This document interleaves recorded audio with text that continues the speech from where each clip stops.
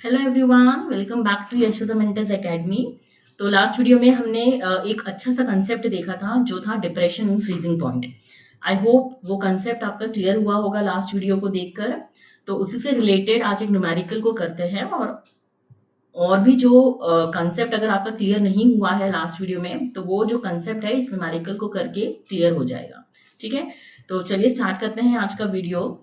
तो देखो क्या है न्यूमेरिकल।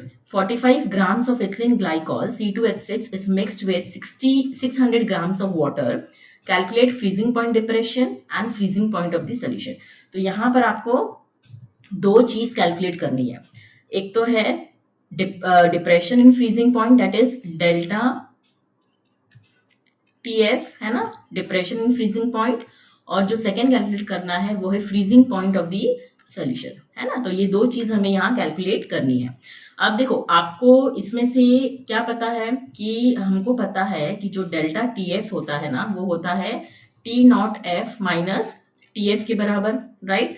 लेकिन यहां से हमें देखो डेल्टा टीएफ तो हमें कैलकुलेट करना है, वो नहीं पता है। T not F that is freezing point of pure solvent, है ना, ये हमें पता है ना।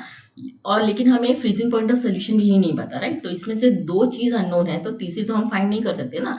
तो ये फॉर्मूला यहाँ पर एप्लीकेबल अभी नहीं होगा फिलहाल के लिए, right. Depression in freezing point हमें कैलकुलेट करना है तो उसके लिए हम दूसरा फॉर्मूला अब यूज करेंगे जो हमने जब हमने कंसेप्ट ये समझा था ना उसमें हमने समझा था कि जो डेल्टा टीएफ होता है ना that is equal to KF, that is cryoscopic constant into molality, right. अब इसमें जो मोलालिटी है ये हमें नहीं दी है तो ये हम कैलकुलेट करेंगे। KF जो होता है, KF की वैल्यू मोस्टली क्वेश्चन में दी जाती है। ओके, KF की वैल्यू जो होती है ना वो मोस्टली क्वेश्चन में दी जाती है, बट यहाँ पर नहीं दिया है क्योंकि ये जो क्वेश्चन है ये एनसीईआरटी का है और एनसीईआरटी का जहाँ ये क्वेश्चन था उसके जस्ट ऊपर एक टेबल दिया था तो उसमें वो वैल्यू थी, इसलिए उन्होंने यहाँ मेंशन नहीं किया, राइट। लेकिन मोस्टली KF की वैल्यू क्वेश्चन में मेंशन होती है। ठीक है, तो जो KF है ना उसकी वैल्यू एक्चुअली क्या होती है 1.86, एक प्योर वाटर की बात करी मैं, सॉल्वेंट। ओके, ये होती है केल्विन केजी पर मोल, राइट। तो यहाँ पर KF पता है, अगर हमने मोलालिटी कैलकुलेट कर ली तो हम डेल्टा टीएफ कैलकुलेट कर सकते हैं ना। तो चलो मोलालिटी को कैलकुलेट करते हैं हम।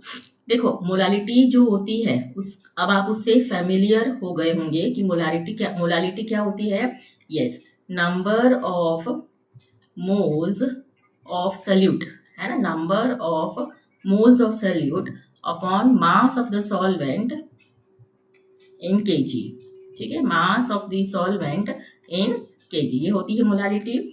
तो number of moles of solute हम कैसे कैलकुलेट करते हैं, गिवन मास अपॉन मोलार मास, है ना। गिवन मास क्वेश्चन में दिया है 45 ग्राम्स, मोलार मास हम कैलकुलेट कर लेते हैं। तो मोलार मास जो इथिलीन ग्लाइकोल का होता है C2H6O2, 12 होता है molar mass of carbon. So 12 into 2 plus 6 plus 16 into 2। तो जब आप इसको कैलकुलेट करोगे ना पूरी वैल्यू तो ये आ जाएगा कुछ 62 ग्राम्स पर मोल। ये हो गया आपका molar mass of solute that is ethylene glycol, right. अब हम कैलकुलेट करते हैं number of moles of ethylene glycol. ठीक है, number of moles of ethylene glycol.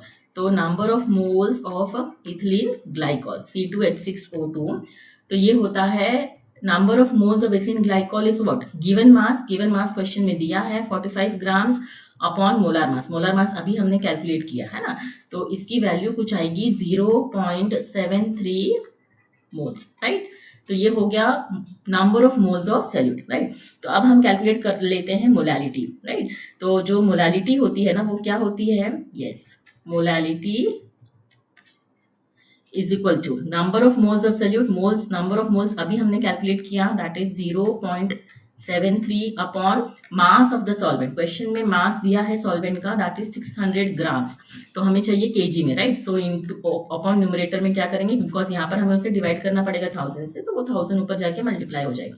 तो ये जीरो कैंसिल हो गया, 2 0, तो बचा क्या 0.73, राइट। अब हाँ, डिवाइड बाय 6, है ना, 0.730, है ना, एक जीरो भी बचा है यहाँ पर।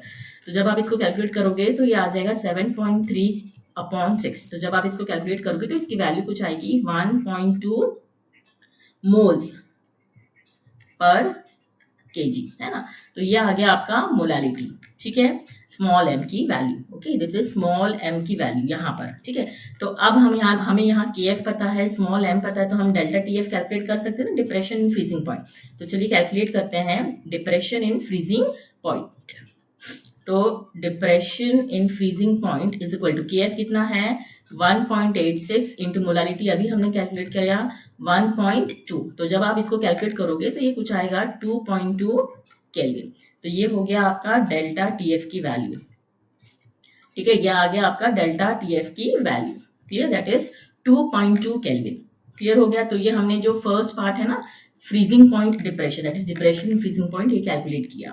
क्लियर। अब जो सेकंड पॉइंट है हमारा freezing point of the solution, वो भी हमें कैलकुलेट करना है। तो चलिए कैलकुलेट करते हैं freezing point of the solution. तो हमारे पास एक एक्सप्रेशन है delta T F is equal to T not F minus T F, right.